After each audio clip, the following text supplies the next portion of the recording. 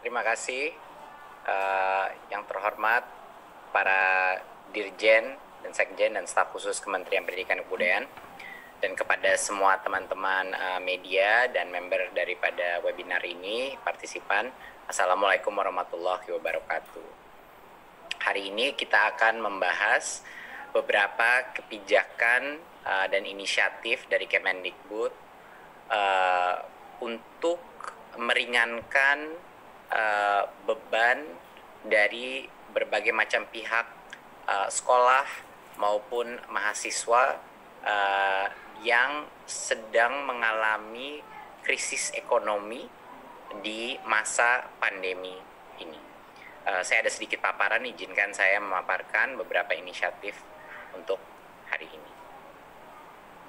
Oke. Berikutnya, hari ini kita akan bahas 3 topik. Satu adalah kebijakan untuk penyesuaian UKT, yaitu yang akan diatur dalam Permendikbud nomor 25 2020. Yang kedua adalah dana bantuan, dan ini dana alokasi baru untuk UKT mahasiswa di tahun 2020 yang terutama diutamakan untuk perguruan tinggi swasta. Dan yang ketiga adalah juga kebijakan BOS afirmasi dan BOS kinerja yang akan kami juga berikan, dan ini akan juga melibat bukan hanya sekolah negeri tapi juga sekolah swasta. Berikut.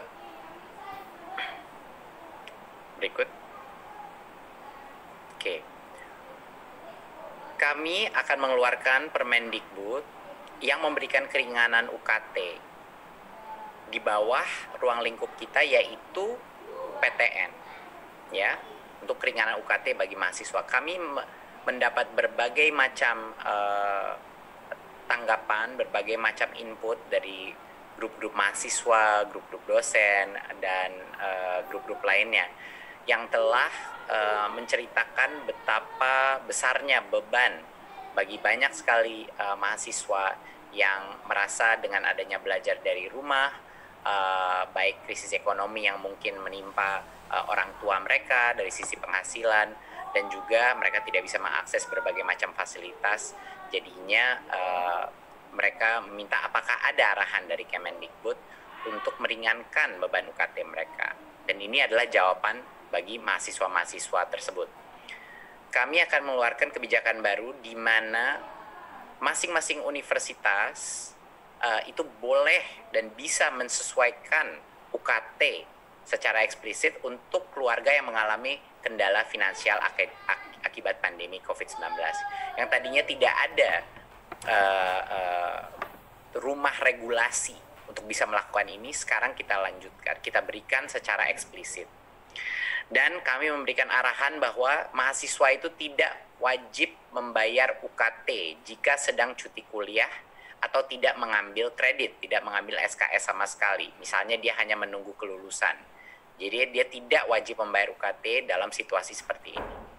Dan poin C adalah pemimpin perguruan tinggi dapat memberikan keringanan UKT dan atau memperlakukan UKT baru terhadap mahasiswa. Dan ini adalah berdasarkan kesepakatan Majelis Rektor PTN pada tanggal 22 April 2020 ini. Jadi ini merupakan suatu kesepakatan berdasar hasil dari musyawarah dengan berbagai macam rektor PTN kita. Dan yang keempat adalah mahasiswa di masa akhir kuliah, dia maksimal diwajibkan membayar maksimal 50% dari UKT jika dia hanya mengambil 6 atau di bawahnya SKS, 6 SKS atau di bawahnya. Jadi ini untuk yang semester 9 bagi mahasiswa program sarjana dan sarjana terapan, dan juga untuk yang semester 7 bagi mahasiswa program diploma. Jadinya arahan kebijakan ini manfaatnya apa untuk mahasiswa? Jadi keberlanjutan kuliah tidak terganggu selama pandemi. Ya, mereka bisa menghemat biaya walaupun mereka tidak menikmati fasilitas dan layanan kampus, dan memberikan fleksibilitas pembayaran dan juga penghematan di akhir masa kuliah. Berikut.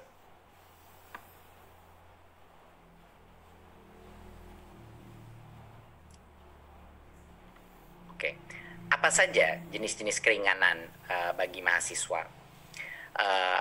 mereka bisa mencicil UKT, ya, dan jangka waktu pembayaran cicilannya pun bisa disesuaikan dengan kemampuan ekonomi mahasiswa.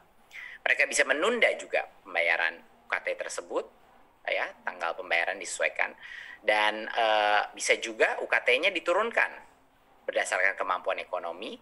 Bisa juga ada fleksibilitas untuk pemberian beasiswa dan juga bantuan infrastruktur dalam arti jaringan internet, pulsa, dan lain-lain. Masing-masing universitas diberikan kemerdekaan untuk menentukan berapa komposisi yang terbaik sesuai dengan kemampuan mereka masing-masing. Tapi ini adalah beberapa sebelum kebijakan ini belum ada arahan atau peta regulasi untuk melakukan berbagai macam relaksasi pembayaran, pencicilan, dan penggratisan UKT.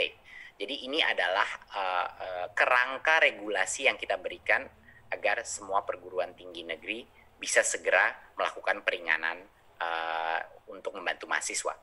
Berikut. Ini bukan hanya kebijakan, tapi sudah dilaksanakan banyak sekali perguruan tinggi negeri. Kami telah berkoordinasi dengan berbagai macam perguruan tinggi negeri yang sudah maju duluan. Jadi saya ingin ucapkan apresiasi saya yang sebesar-besarnya kepada para rektor dan para dosen-dosen di universitas yang sudah maju duluan untuk melakukan relaksasi UKT di masing-masing kampusnya, terutama Universitas Gadjah Mada, IPB, Universitas 11 Maret, UNY, Universitas Negeri Surabaya, Universitas Negeri Semarang, dan Universitas Negeri Gorontalo. Saya apresiasi yang sebesar-besarnya bahwa para rektor di universitas ini telah melakukan berbagai macam contoh peringanan UKT, baik dari sisi cicilan, ada yang memberikan keringanan, ada yang memberikan subsidi internet, dan lain-lain. Ini jadi dengan adanya regulasi Permendikbud ini, yang kita harapkan adalah agar semua PTN akan segera menyusul dan melaksanakan relaksasi UKT di masing-masing kampus. Berikut. Ya, poin yang kedua adalah bukan hanya